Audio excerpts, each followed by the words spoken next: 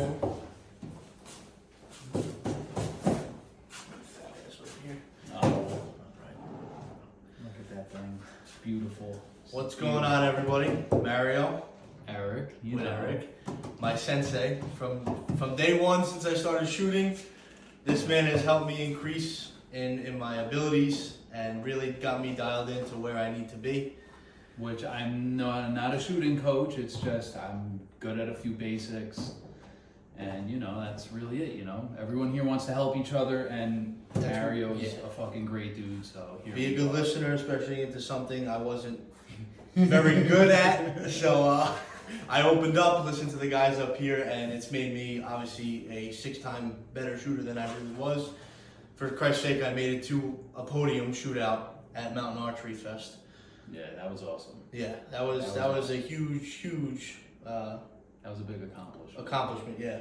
So we're here today. We're going to TAC in Seven Springs, PA. If you guys are there, obviously you see us, say hi. Yeah. So we had to do a little tuning to my bow.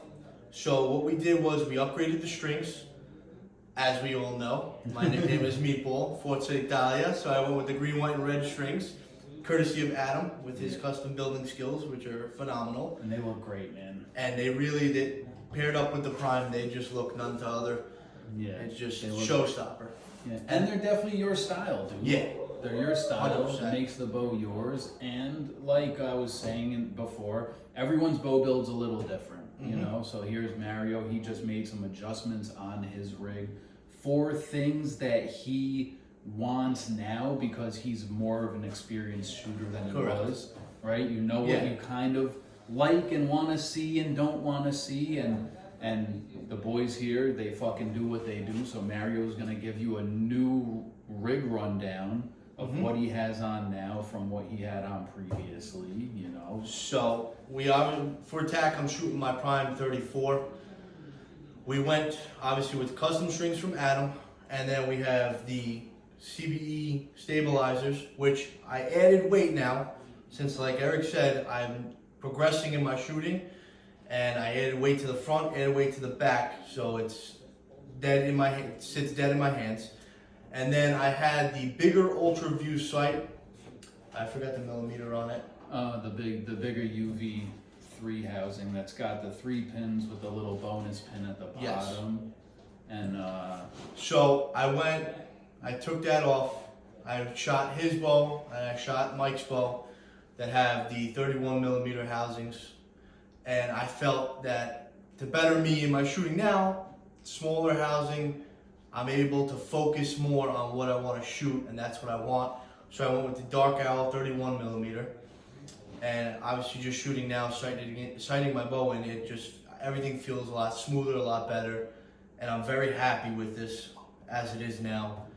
So and you have the HHA Tetra. the HHA Tetra dial, which is awesome, phenomenal setup. very easy to move stuff, whatever you gotta do, even sighting in. It literally took me 4 clicks to the right and a little to the left, and I'm money. You were good. It was perfect. But also the nice thing is, like, we all shoot similar stuff but different stuff here. We all let each other shoot each other's stuff because we're on the fence about things, because it's a personal preference. And I like the UltraView smaller housing for certain qualities and properties. Other people like the Dark Owl for certain qualities and properties, and Mario got to pretty much test both of them. And then based on that and what he preferred, that's why he went with the Dark Owl, because it's a smaller focus point for me, as obvious I have trouble focusing on certain things. So it was nice to be able to obviously test which one I liked better and what worked for me. Like Eric was saying, it's all a point of preference here. And what was that big one? That big one was tough. You know, it was big, but it was the pins. It was the pin. Yes. Oh, I'm sorry. The pins. I thought you were talking about this. The pins. Like right now, without a light on the Dark Owl, these pins are glowing. I'll put up some. I'll send some pictures too, and we'll put them up so you guys get the chance to see. And also with shooting, so the smaller housing allows me to shoot out to a greater distance. So with the big UV, on my dial, I was only able to get to around 80, 90 yards, and then I'd have to just adjust and try and figure it out with my floater pin. With the Dark Owl, now I'm able to set my dial out to 140 yards for TAC and other archery events we're gonna be at, even ours that we're hosting. Yeah. So it gives me the clearance with my arrows, and it's, I don't know, for, like we all keep saying, preference is what it is, and that's what I went with. So we're gonna get some more video and some more stuff on it, and bring it to you guys so you guys can look. Maybe something you're looking at.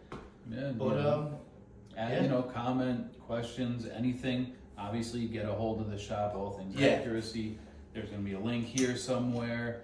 But you know, this is all preference stuff. This is all things that different people want. You know, like I said before, his big thing was he needed a smaller housing.